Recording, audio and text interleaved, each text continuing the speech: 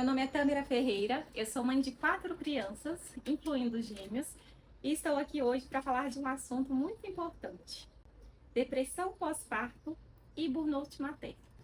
Se você é mãe, você já sabe que a gente sente muitas vezes no final do dia uma exaustão, um cansaço, a gente fica, parece, sobrecarregada. Mas quando a gente fala em burnout materno e depressão pós-parto, essa exaustão, ela não passa. Então você vai dormir, vai acordar e vai ficar sempre irritada, sobrecarregada, uma pessoa sem alegria. Você vai achar que está no modo sobrevivência. É como se você não tivesse mais uma vida. Muitas vezes você vai ter pensamentos como: nossa, seria melhor para os meus filhos que eu não estivesse aqui.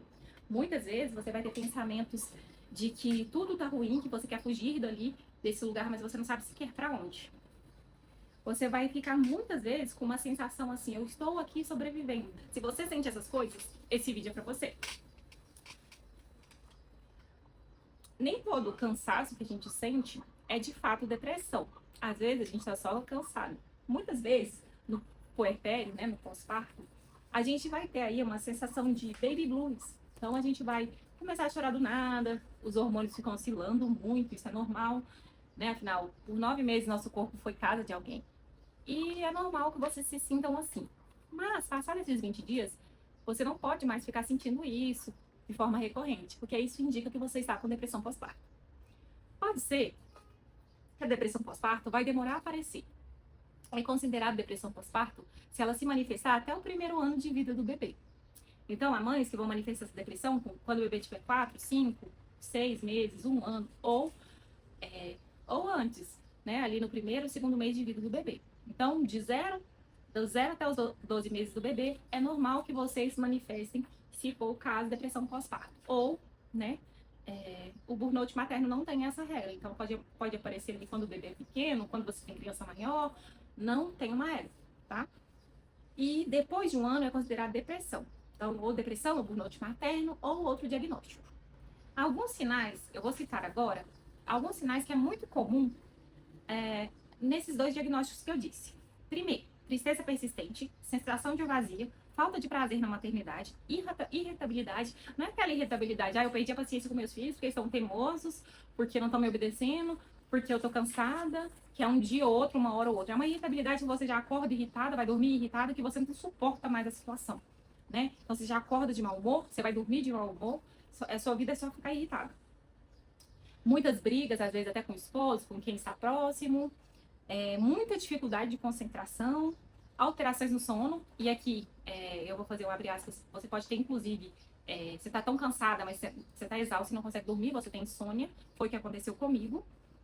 E falta de apetite ou um apetite desregulado. Por exemplo, eu não sentia fome durante o dia todo e chegava à noite, à noite de madrugada eu sentia muita fome, não conseguia dormir, tinha muita insônia. Então, assim, isso também pode acontecer. Uma culpa excessiva, então você vai estar sempre se culpando: eu sou isso, eu sou aquilo, eu não sou boa mãe para os meus filhos merecem uma mãe melhor, parará, coisas assim.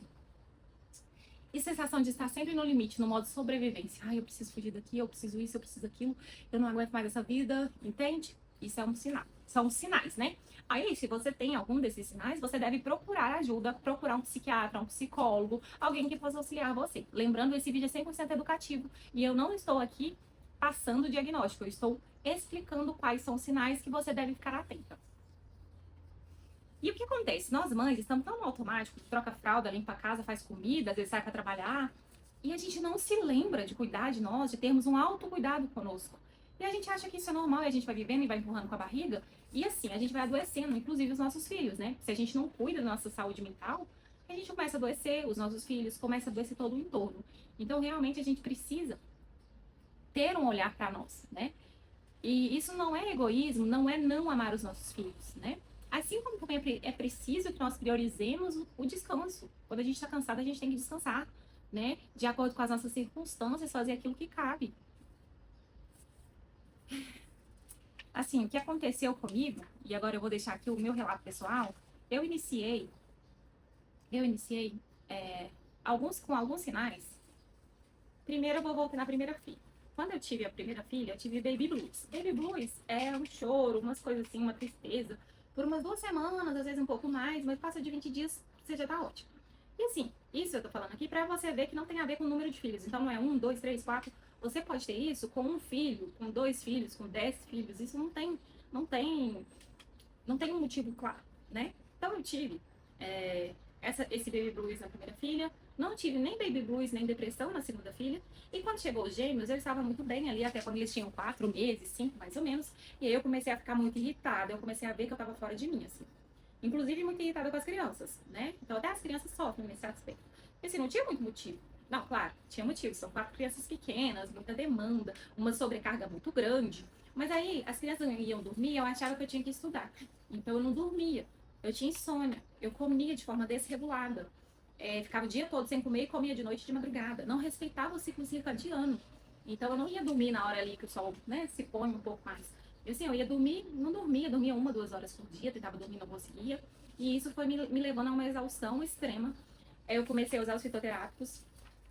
Como eu entendo, né, das questões de suplementação, eu observei se a minha B12, vitamina D minha tá sempre próxima de 100, porque eu sigo o protocolo Coimbra, vitamina D boa, B12 excelente, aí B12 acima, né, o ideal aí pra gente não descartar, né, a questão da depressão, 1000 por aí,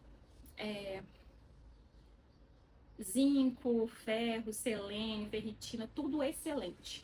E eu tinha um esgotamento físico e mental. E aí eu fui em busca de um psiquiatra.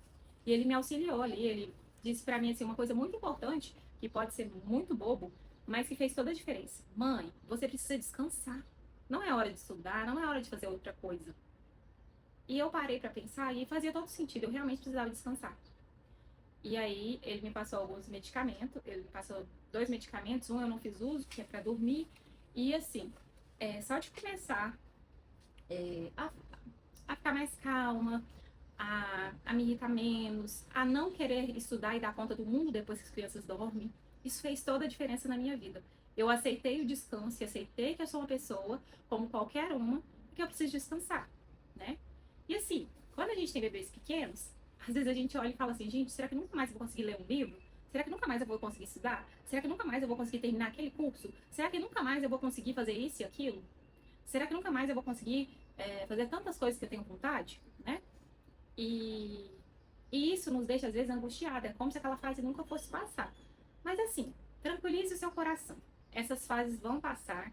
Vai chegar um momento que você vai conseguir fazer as coisas.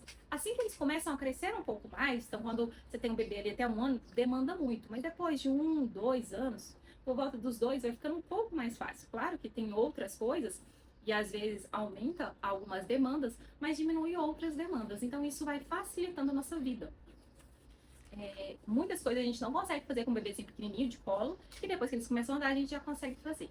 Então, tranquilize seu coração, porque isso vai passar, né? Isso vai passar. Parece que não vai passar, parece que os dias melhores não vão chegar, mas vai chegar. Eu tenho certeza que vai chegar para todas nós. E aí,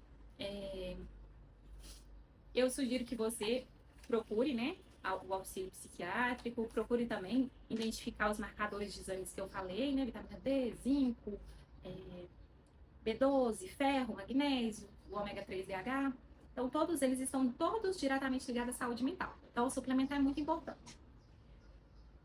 E há alguns fitoterápicos que nos ajudam. Por exemplo, tintura de mungulu, passiflora, melissa, camomila, erva de São João, ginseng indiano, rodiola. Inclusive, há muitos estudos associando rodiola e o ginseng indiano como cura da depressão, tá? Esses são fitoterápicos, você consegue comprar sem receita, mas é necessário passar por um atendimento para observar qual que será a dosagem, né? Porque a dosagem é individual e esse vídeo tem caráter educativo, não é uma prescrição.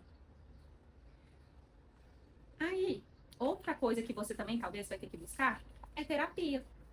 Tem várias linhas de terapia. Eu gosto muito da linha de terapia da logoterapia. Para quem não conhece, eu sugiro, quando vocês conseguirem, a leitura desse livro aqui, ó, Em Busca de Sentido. Ele fala sobre o sofrimento e a escola dele, né, de logoterapia, é muito legal para tratar esse tipo de doenças, né? Burnout materno, depressão pós-parto. Não é muito comum no Brasil a gente ter terapeutas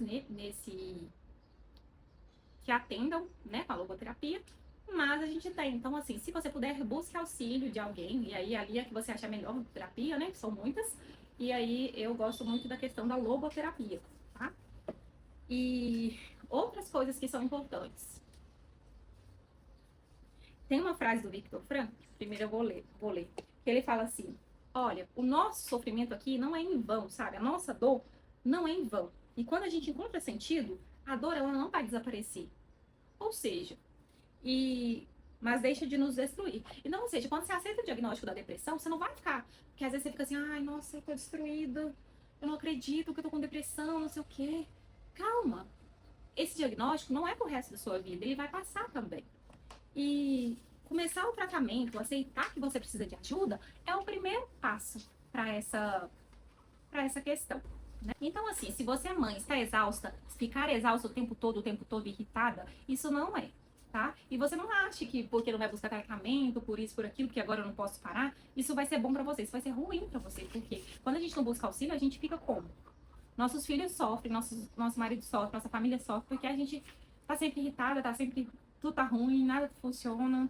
Então, assim, eu indico que você, se você se identificou com esse vídeo, procure ajuda, falar exatamente o que está sentindo, falar, assumir o que você está sentindo. Rezar o texto é importante? Claro que é. Rezar o texto é importante, ter uma vida espiritual é importante, mas nem sempre a cura vai vir só com isso. Às vezes você vai precisar de medicação, de suplementação e de outras coisas além disso, como terapia, que eu citei. Às vezes uma caminhada vai ser terapêutico para você também, um exercício físico, uma forma de sair de casa, não sei quais são as suas circunstâncias. Aceitar ajuda, se você puder ter ajuda. E é isso. No próximo vídeo, eu vou falar ainda sobre sono, sobre a insônia materna, sobre a exaustão e a privação do descanso e como isso quase me levou à loucura completamente.